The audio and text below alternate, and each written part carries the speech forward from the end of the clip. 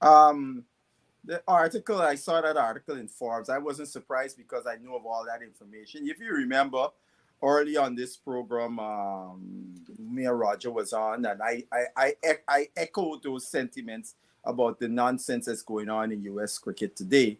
Um, the previous the previous administration, Usaka, who I was a critic of Usaka, right? Because I will criticize if you're not doing the right things. When you do the right things, I give you praise. And this current administration makes Usaka look like a first class administration, and that is saying a lot, right? This administration is an absolute abomination. Every one of those people in U.S. cricket today should be thrown out to the pasture. They are not fit for purpose. They don't know what they're doing. They like cricket, full stop. They don't know one thing about administrating cricket. All of them need to go. That is the situation we're in, right? These guys, look, 2008, I was at a USACA meeting. And all of these guys, because those times I was very involved in coaching youngsters in the national tournaments and so on in those years. And I used to observe every time in the national tournament, every team west of the Mississippi was all South Asian. The very few of other ethnicities you would see from the team from Florida. My team, I had a few, New York and Connecticut, everybody east of the Mississippi. But we had a sprinkling. New York would have the most, mixture. And Florida. And I raised that because at that meeting, several of these guys we were getting into the academies were starting to spring up at that time. And they were lauding how they getting all these youngsters to come and play. And I got up after all of them finished and said, I don't see no white guys amongst y'all thing. I don't see nobody else but your people. So y'all praising yourselves, but you're not taking the game outside. And also, what you guys are doing with this academy thing, you're creating a hierarchy. Because now, most working class people cannot afford to go to no academy. It costs tens of thousands for children to go to these academies. So now, a working class youngster has no avenue to learn to play the game, right? And that is where we at in U.S. cricket, right? So now you see teams representing the United States of all South Asians because those are the youngsters that are able, their parents are able to afford to go to these academies, right? And that is not good for U.S. cricket. Look, we got an under 19 women team going to be playing against the West Indies. And I seen cracks on social media about it. Oh, is that India A or India B or so on and so forth? And what was disappointing in some of the responses I saw from other South Asians, oh, they're all born in America. You're not getting it. It's not about them being born in America. It's about having an American cricket team that reflects the nation. I'm done. Yes, Roger, go ahead. Go ahead, Roger. It all comes down to one incompetency of the administrators, and it all comes down to folks or certain groups, and their self-interest. As Basil mentioned, even if you take a look at the sort of age group, under 19, the under 15s, those only come from the kids who attend these academies. And I don't necessarily think it's only, because the South Asian community is able to afford these academies, but they're probably the only group that is being recruited for these academies as well. That's a part of it. As a president of the South Florida League or South Florida Cricket, I can tell you for sure that across the country, a lot of cricket is being played in America, right? But it is really recreational cricket, and it's really private groups putting together these leagues all across the country. Sure, we're registered under USA Cricket for different reasons, but there's never a mandate coming from US Cricket. There is no funding coming from USA Cricket. There are no programs in USA Cricket. We have there's no communication from USA Cricket for the most part. We have never gotten any sort of mandate as far as what we're supposed to do with our cricket, as far as programs that we're supposed to implement, and you know, whether for local or regional competition. So a lot needs to be done. There is a complete lack of competency, a complete lack of transparency, and until we get that part right, and these folks are able to really, you know, use the funds that they're getting from the ICC, or they used to get from the ICC properly, and filter it across the country into these leagues and implement programs and provide a mandate for all the local associations, I think we're in trouble as far as growing USA Cricket. Obviously, America is a country that is built on immigrants in many areas, and it's probably, you know, probably for the USA national cricket team to advance, it's probably going to have to go that way, at least for now, where we're going to try to get that sort of ready-made product coming from different countries to play for the US. But as far as homegrown talent and sort of that natural progression of cricket and the cricket system, we're far way off. So Carlton, I want to just add something quickly to what Roger said there.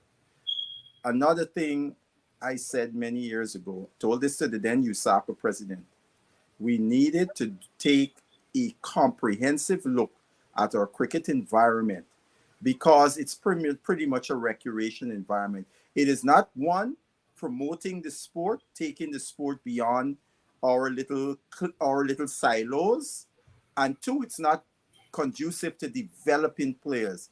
I use the example of Ireland. When Ireland made the decision that they wanted to become a test playing nation, they did a comprehensive study of their cricket landscape and transformed it to facilitate that.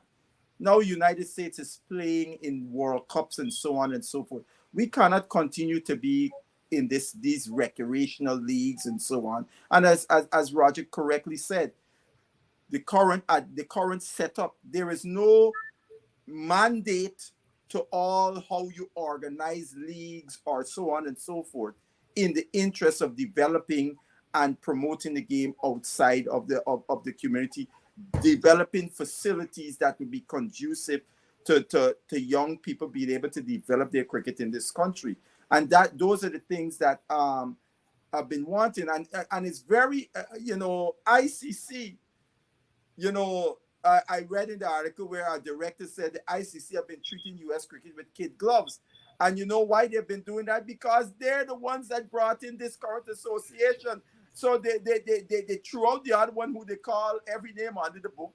They bring in another association, which is worse. So it's egg in their face for their inadequacy. And because, I will say this finally, the ICC has never, and I repeat this, never sought out people who understand the cricket landscape in this country and who know cricket and what is necessary to develop cricket in this country. They've never sought us out.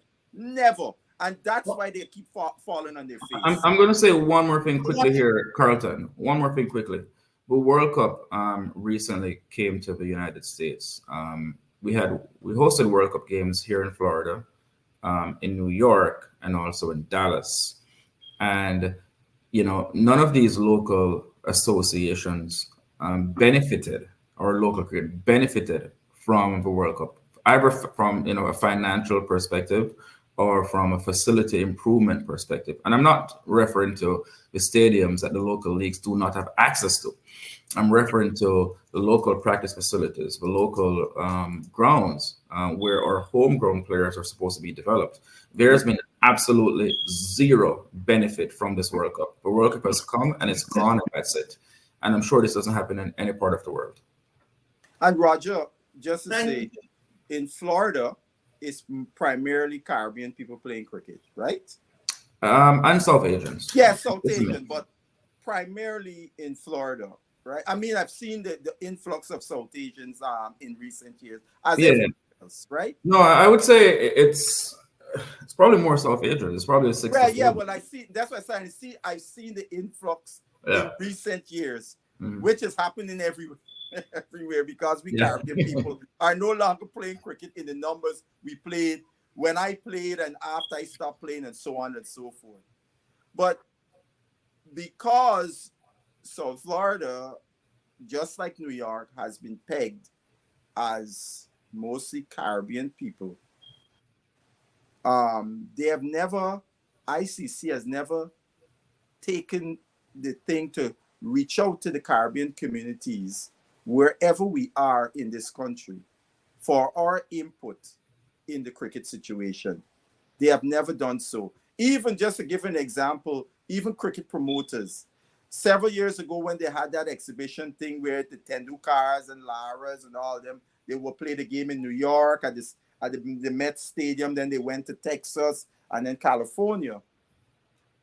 Here you had the greatest West Indian batsman of this generation participating in that match in Brian Lara, playing in the area that has the largest Caribbean community in the world, the tri-state area of New York.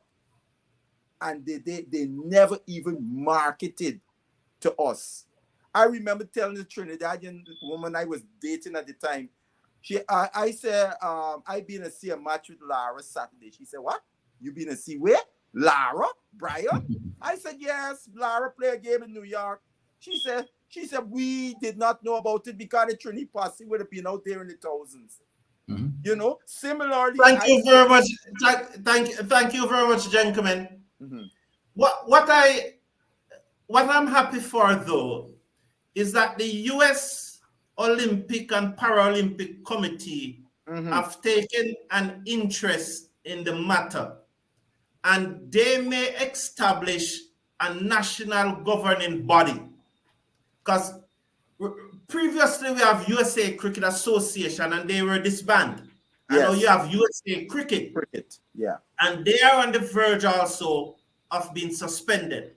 And I'm very happy to see that the U.S. Olympic Committee have taken an interest in the matter. And this, in my opinion, not only spell well for USA cricket, but also for Caribbean cricket.